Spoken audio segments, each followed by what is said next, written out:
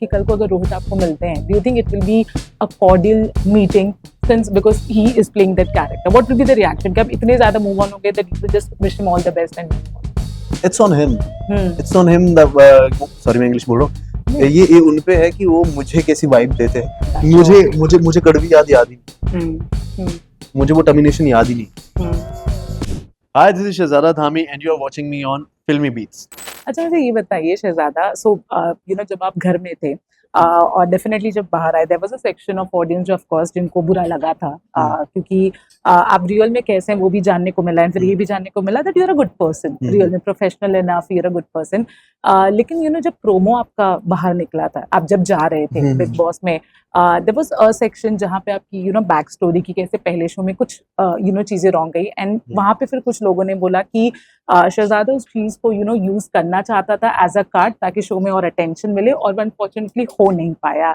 Any specific reason कि क्यों उस चीज को मेकर्स ने हाईलाइट किया? आप उससे सहमत थे, आप चाहते थे हाईलाइट करवाना? बिकॉज हमने कभी आपको इतना सुना भी नहीं था उन चीजों के बारे में, शो में तो बिल्कुल ही नहीं सुना आई थिंक. तो उन पे नहीं, मैं कभी भी उस चीज का इस्तेमाल नहीं करना चाहता, क्योंकि जो चीज मेरी जिंदगी से एक बार चली गई है तो उसके बारे में जिक्र करके खुद को डिस्टर्ब नहीं करता हूँ.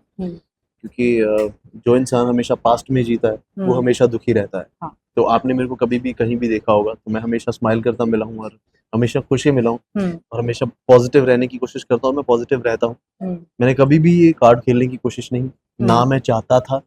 अब ऑन द स्टेज आप मुझसे क्या पूछ लेते हो, क्या आप बात की शुरुआत कहाँ से करते हो, that's not up to me. अगर आपने मुझसे वो चीज पूछी तो मैं उसके बारे में कुछ तो बोलूंगा, राइट. मुझे कुछ तो बोलना होगा. अगर मैं कुछ भी ना बोलूं तो वो जैसी वो पर्सनैलिटी है जो मुझसे पूछ रही है तो उनका अपमान होगा, राइट. तो मैंने जो बताने की कोशिश की, लेकिन मुझे वो बैकफायर जब आई तो आई वाज लाइक कि व्हाट्स गोइंग ऑन. तो फिर मैं घर के अंदर गया. घर के अंदर जाके भी मैं वो प्रोसेस ही कर रहा था कि नाउ व्हाट, अब क्या करना है, क्योंकि अभी तो ये कर दिया गया है. और फिर जब मैं अंदर यही डिसीजन लिया कि जो मैं रियल हूँ वो लोग देख लेंगे. अभी अंदर हो यार. मैंने तो सोचा मैं 3 महीने तक हूँ. 3 महीने में लोगों को समझ आ जाएगा कि शहजादा क्या है, और वो लोगों को समझ आ भी गई. Right. Knowing you as a person, जैसे मैं हालांकि मैं आपसे काफी ज्यादा मिली नहीं हूँ, लेकिन जब ये रिश्ता का बहुत बड़ा कंट्रोवर्सी भी हुआ था, I didn't find you going to every media outlet and giving the interview. वो नहीं हुआ. आपने सिर्फ एक को पकड़ा ना, अपने अपने दिल की बात जितनी भी थी कह दी. और जब आपने बिग बॉस 18 चुना, नोइंग समवन जो थोड़ा प्राइवेसी चाहता है, पर्सनल चाहता है, वो थोड़ा आपके फैंस के लिए भी शायद सरप्राइजिंग था.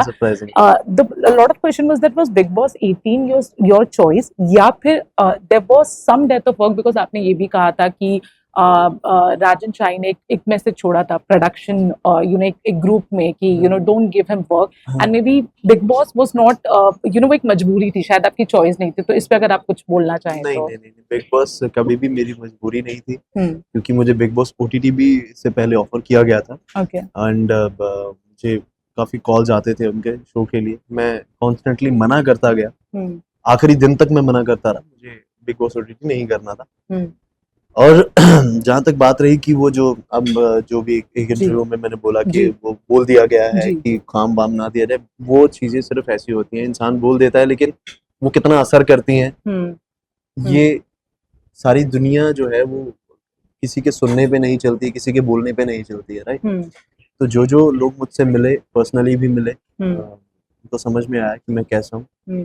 और जब आप किसी इंसान से पहली दफा मिलते हो, पहली बार मिलते हो, तो आपको उसकी सॉर्ट ऑफ वाइब समझ आ जाती है कि ये किस तरह का इंसान है. तो थोड़ा आइडिया हो जाता है. तो उससे ही सब लोगों को पता चला कि आई एम नॉट रॉन्ग. और अगर मैं गलत नहीं हूँ तो किसी के बोलने से, किसी के कोई भी एक्ट करने से कोई फर्क मुझे पड़ने नहीं वाला, चाहे वो कोई भी. जी.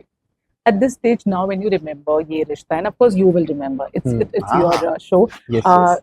अब किस तरह से समझौता कर लिया है कड़वी यादों के साथ और अच्छी यादों के साथ? Now what do you think about the show and your journey in that show? मुझे कड़वी याद ही नहीं.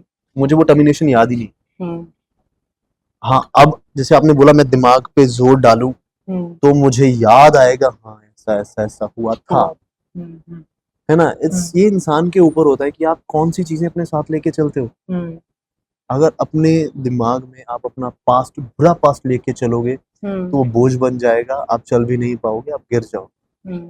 और जब आप अच्छी यादें, खुशी वाली यादें, क्या क्या आपने अचीव किया, उस शो में मैंने क्या क्या किया, क्या क्या खुशी के पल थे, कौन से सीन मैंने अच्छे से किए, क्योंकि एक्टिंग इज माय लाइफ, ठीक है, क्योंकि आई एम एन एक्टर। मैं कोई रियलिटी शो का कुछ नहीं हूँ, मैं रियलिटी शो मैंने कभी ऐसा कोई एक्सपीरियंस इंसान नहीं हूँ, मैं रियलिटी शो था पहला रियलिटी शो, एक्टिंग ही मेरी जान है। और अगर मैंने उस एक्टिंग के थ्रू वो 7 महीने में 120 या 30 एपिसोड में अगर मैंने लोगों को एंटरटेन किया और लोगों ने इतना प्यार किया कि आज तक मुझे याद करते हैं, मुझे टैग करते हैं दैट ओजी अरमान इज ओजी अरमान, इसमें कोई घमंड वाली बात नहीं है, लेकिन हाँ प्राउड है, इट्स अ प्राउड। और ये बहुत ही एक ऐसा होता है कि यार हाँ मैंने उस शो से कुछ अचीव किया है, तो मैं अपनी अचीवमेंट्स को लेके बाहर निकला, बुरी यादों को नहीं।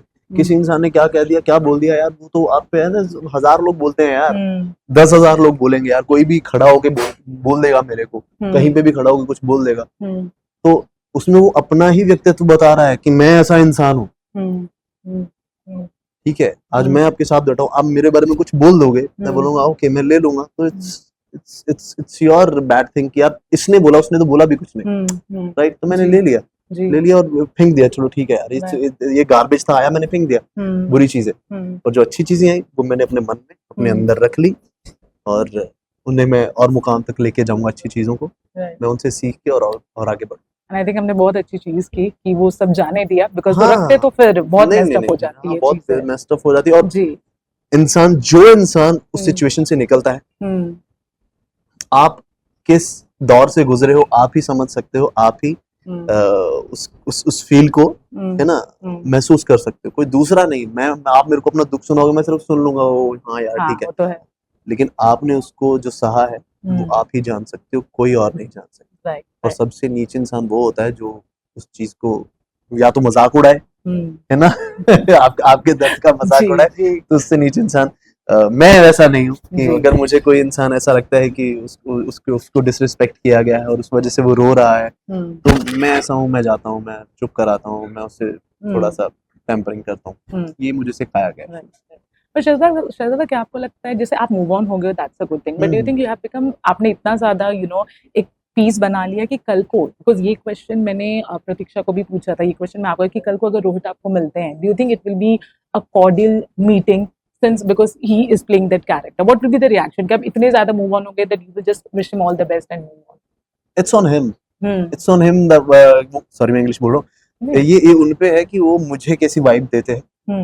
मेरी तरफ से तो अगर वो मेरे पास आएंगे मैं बहुत अच्छे से मिलूंगा, बहुत रिस्पेक्टफुली मिलूंगा, क्योंकि मेरी पर्सनैलिटी है, मैं किसी एक वाक्य की वजह से वो पर्सनैलिटी चेंज करके किसी को मैं मीन फीलिंग नहीं दे सकता कि हाँ यार कि मेरे को तेरे से कोई जेलसी है कि हाँ तूने मेरी जगह ले ली, वैसा कुछ नहीं है भाई। जितना मेरे लिए लिखा था मेरी किस्मत में, मैंने वो जिया और बहुत अच्छे से जिया, अचीव किया, एक उस कैरेक्टर को मैं एक लुक दे के निकला हूँ, ठीक है।